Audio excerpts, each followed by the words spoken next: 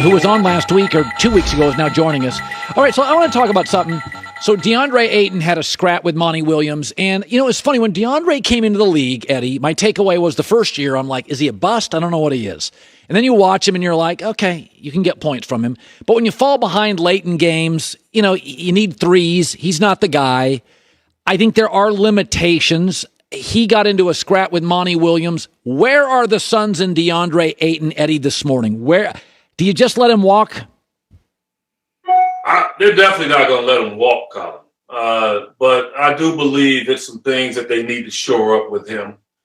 One of the reasons why they didn't extend him, I don't think they didn't want to. I think they wanted to continue to grow and mature him and make him understand how good he is, and he's going to be held accountable. And I think for the most part this year, DeAndre was excellent. I think for a guy that didn't get his max deal, he saw two teammates get paid.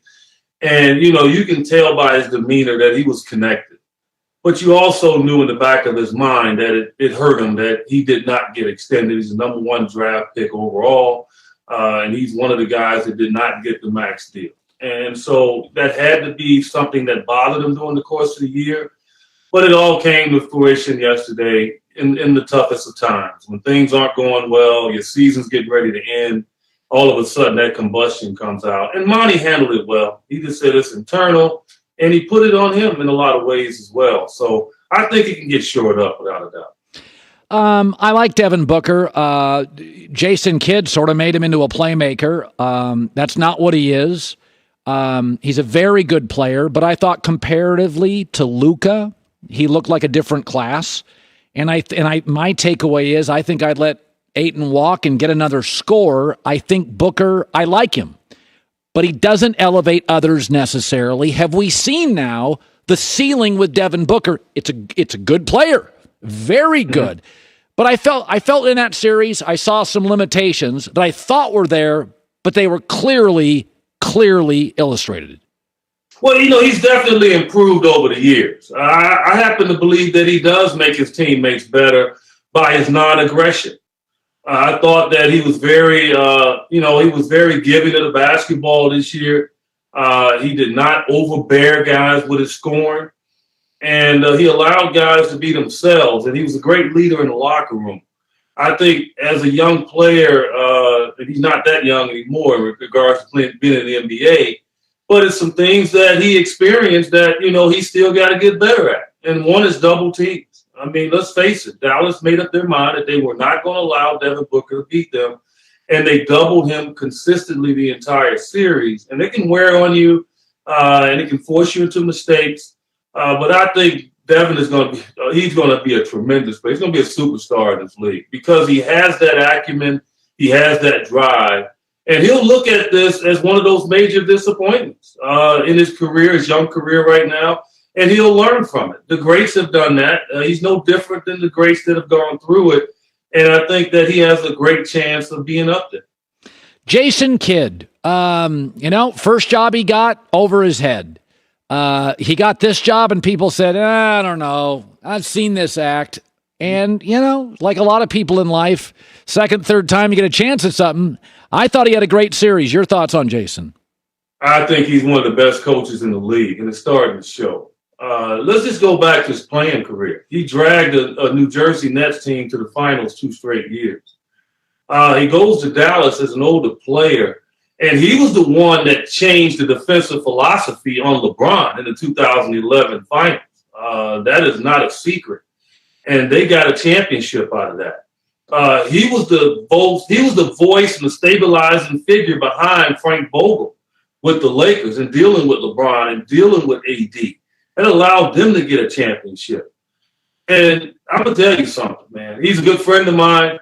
I don't like him today, to be quite honest. And I told him that after the game, and he laughed. He dissected us, man. He is one of the bright minds in basketball in regards to dissecting your offense and taking things away from you. Now, Grant, he stole a little bit from Willie Green, who's very familiar with us in the first round and how he handled Chris Paul. But Jason took it to a new level. Colin, you watched that game yesterday. I never would have thought in my mind, ever, that somebody can take our offense away from us and debilitate us the way he did. All due respect to Luka. I mean, Luka was Luka. He's been Luka. 30 points a game in his career in the playoffs. He's all. I'm not going to take anything away from him. Jason Kidd got this series, man, because he took Chris Paul out of his sweet spots. He took Devin Booker away from the ball by doubling him. And they put so much pressure on the Suns offensively that they couldn't even execute yesterday. That's coaching. And he has to get his flowers, man. He has been tremendous in this postseason. Okay, you owe Chris Paul a lot of money in the next 2 years. My takeaway is I would limit his regular season minutes. Cross your fingers on health and freshness when the playoffs come. Yep. This is not a knock, but Eddie, you know this as well as anybody. Peyton Manning went from an MVP to getting benched. You hit that wall, and man, it's fast. And James Harden overnight can't beat guys off the dribble. Literally overnight. What do you do with Chris Paul now? Well, you're right. I think the Suns have to go find somebody that they can really trust. Now, Campaign, look, he had a good run. He struggled this year for whatever reason. But they're going to need that person to just take the ball out of Chris' hands at times to give him an opportunity to rest when he's on the court. And Chris has to trust that person, that they can play together in that regard because you can just tell. I mean, the key thing over the last 2 years is wear him down. Drew Holiday did it last year, although Chris was compromised with a hand injury, but still, they put so much pressure on you, it just tires your legs out. And then also, let's pay homage to the people that go to the finals multiple times in a row. It is not easy. And I think this Suns team, as well as Milwaukee this year, they found out that, man, this road is difficult the second time around. Yeah. And let's just imagine the people that went 2 and 3 times. Oh, by the way, LeBron went 8 straight freaking times. I mean, you can just tell that it starts to wear on you. And the energetic Dallas Mavericks had a ton of energy. They were healthy. They were hungry. And they overcame the Suns in that regard. And that's just something to pay attention to as well. Okay, I think Golden State has more offensive firepower. I also think they can throw Draymond, Kuminga, Wiggins at Luka, slow him down a little, 10%. I like Golden State. Your thoughts? Can Dallas beat the Warriors, and how do you do it? I've always said I was an offensive player. I don't care how good your defense is. If your offense is flowing, you're not stopping me. What I've seen from this dude in this series is downright Larry Bird-like. It is no shot he can't make. I thought that he would get cold and he'd struggle and he would go through the. Look, he stepped out yesterday in Game 7, and I mean, he took over from the beginning. I just don't see anybody that's going to stop him from scoring. I don't think Golden State is going to go in with that mindset. I think they're going to try to do what the Suns tried to do. Go ahead, Luka, get yours, and we're going to try to stay home with everyone else. But unfortunately, Colin, they got a dude named Jalen Brunson, who plays like a power forward at about 6'2".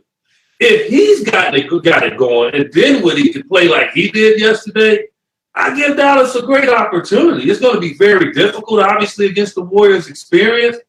But, man, the way Jason Kidd has them playing and how he broke down the Suns, who I felt had the best and strongest offense in the game, I don't put anything past Dallas right now. I'm not Warrior hating. I know the Warrior fans always think I'm Warrior hating. No, you better pay attention to what you're getting ready to play because I got a chance to see it for 7 games, and they are no joke.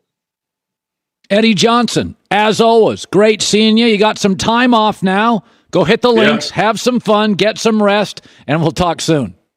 All right. Thanks, Colin. Yeah, he's pretty special. I remember –